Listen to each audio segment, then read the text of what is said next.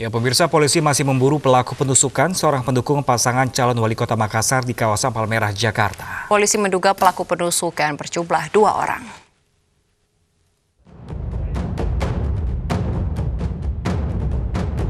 Salah satu pendukung pasangan calon wali kota Makassar ditusuk di kawasan Palmerah, Jakarta pada Sabtu malam. Korban ditusuk orang tidak dikenal saat jelang debat perdana Pilkada Makassar di sekitar lokasi.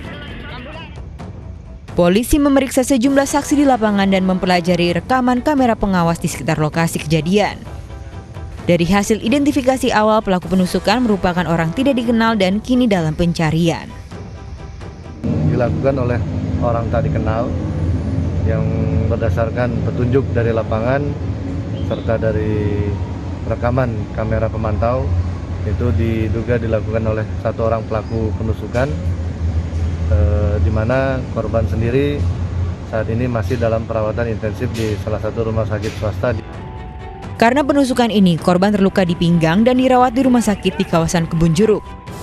Usai debat, calon wali kota Makassar nomor urut 2 beserta wakilnya menjenguk korban di rumah sakit. Ia menghimbau seluruh simpatisan dan relawan untuk tenang dan menyerahkan kasus penusukan ini kepada polisi. Dan saya menghimbau kepada seluruh sahabat, relawan, simpatisan, kita harus tetap bersikap tenang.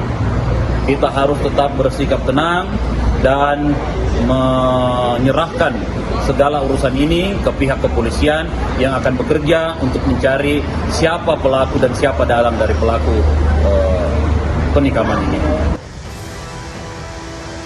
Dari hasil pemeriksaan sejumlah saksi, diduga pelaku berjumlah 2 orang yang berperan sebagai pelaku penusukan dan seorang lain yang menunggu di motor untuk melarikan diri.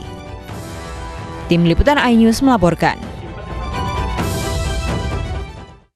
Pemirsa, kehadiran calon Bupati Banyuwangi Ipuk Fiestiandani kemarin pagi di perumahan Puri Brawijaya Permai, Banyuwangi, Jawa Timur disambut ceria warga setempat. Namun sangat disayangkan kampanye ini mengabaikan protokol kesehatan.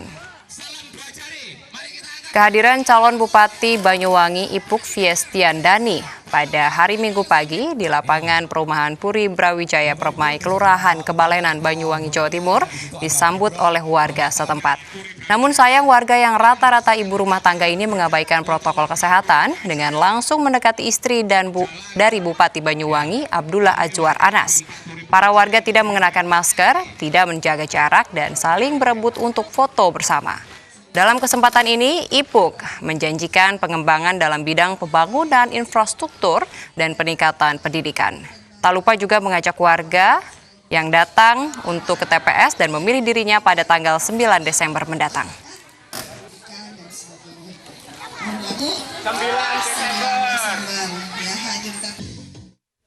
Pemirsa, KPU Provinsi Kalimantan Tengah menggelar debat perdana 2 paslon gubernur dan calon wakil gubernur, yakni nomor urut 1 Ben Brahim S. Bahat Ujang Iskandar dan pasangan nomor urut 2 Sugianto Sabran Edi Pratowo. Sebagai bentuk dukungan, masing-masing tim pemenangan menggelar nobar debat di rumah pemenangan.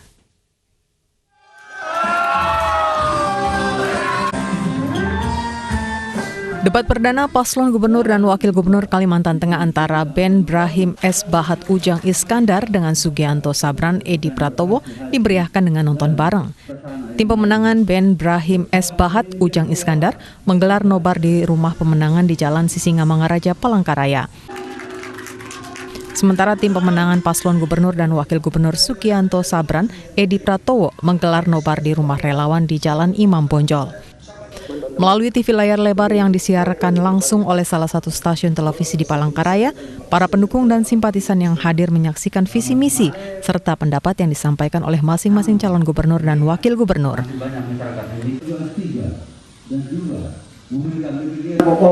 Setelah sampai debat ini, mungkin kemenangan di Ben Ujang ada di angka 63%. Dengan visi misi yang disampaikan jelas dan itu mungkin bisa diterima masyarakat. Saya tidak begitu mendengar ada investor yang masuk, apa yang dilakukan oleh Pak Sugianto sangat baik. Jadi salah satu persoalannya saya dengar untuk masalah COVID memang bagus. Pak Sugianto sering memberikan syarat-syarat khusus untuk kepentingan pribadi Pak Sugianto pasti dengan para investor. menjadi seorang gubernur yang Nah, layak ke depan kami sangat berguna akan bagi masyarakat. undang. Debat kedua rencananya akan diselenggarakan KPU Provinsi Kalimantan Tengah pada 18 November 2020 di Jakarta dan akan disiarkan langsung oleh iNews.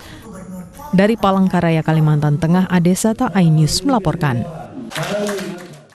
Pemirsa, sejumlah pihak menyambut kembali deklarasi Partai Masyumi. Deklarasi partai yang dibubarkan pada era Presiden Soekarno ini menambah pilihan masyarakat untuk menyalurkan hak politiknya.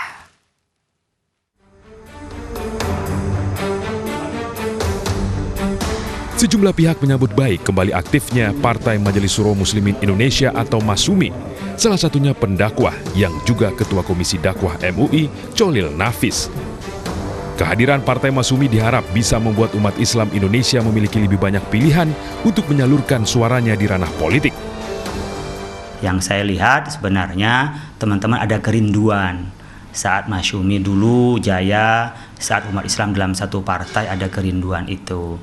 Meskipun fenomenanya agak sulit untuk diterapkan karena masing-masing partai umat Islam sudah kokoh dan sudah ada pada masanya. Umpamanya DPKB basis NU, teman-teman Islam Perkotaan ada Partai Keadilan Sejahtera. Dan juga pernah ada bulan bintang kan yang dianggap adalah bagian dari Masyumi tetapi tak bisa mendongkrak banyak. Partai Majelis Syuro Muslimin Indonesia atau Masyumi kembali aktif setelah deklarasi resmi kemarin bertepatan dengan hari ulang tahunnya ke-75. Deklarasi dihadiri petinggi Koalisi Aksi Menyelamatkan Indonesia atau KAMI. Sementara pendiri Partai Umat Amin Rais yang juga hadir menyatakan siap bergabung jika nantinya Masumi bisa lebih besar dari Partai Umat. Terdapat sejumlah nama yang menjadi calon Majelis Syuro Partai Masumi, diantaranya Abdullah Heha Mahua, mantan penasehat KPK, MS Ka'ban, mantan Menteri Kehutanan, Tengku Zulkarnain Wasekjen MUI, hingga budayawan Ridwan Saidi. Berasal dari organisasi Islam, Partai Masumi dibentuk pada 7 November 1945 oleh tokoh-tokoh Islam kala itu. Namun pada 17 Agustus 1960 dibubarkan oleh Presiden Soekarno. Tim Liputan iNews melaporkan. Pemirsa, terpidana kasus narkoba, kepemilikan senjata ilegal dan asusila Gatot Brajamusti meninggal dunia di Rumah Sakit Pengayom Lapas Cipinang, Jakarta Timur. Ya, Gatot meninggal dunia karena sakit komplikasi.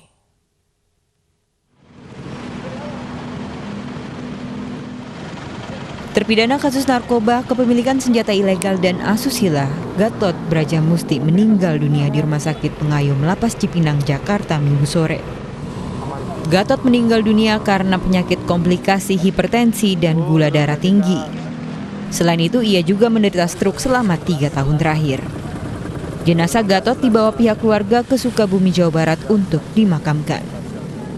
Dari dulu dia kan sering dirawat. Oh, sakit-sakitan ya? Iya. Terakhir sakit apa sih, Pak? Stroke. Iya. Oh. Terus ini mau dimakamin di mana, Pak? Di Sukabumi, Pak. Sukabumi. Sudah. Mantan Ketua Persatuan Artis Film ini seharusnya dipenjara selama 20 tahun karena 3 perkara. Pertama, terkait kepemilikan 2 senjata api ilegal pada 2018. Ia pun divonis 1 tahun penjara oleh Pengadilan Negeri Jakarta Selatan. Gatot juga terjerat kasus narkoba bersama artis Reza Artamevia pada 2016. Pengadilan Tinggi Mataram memvonis Gatot selama 10 tahun penjara atas kepemilikan sabu. Ia juga tersandung kasus pemerkosaan anak dan divonis 9 tahun penjara. Dari Jakarta, Tim Liputan iNews melaporkan.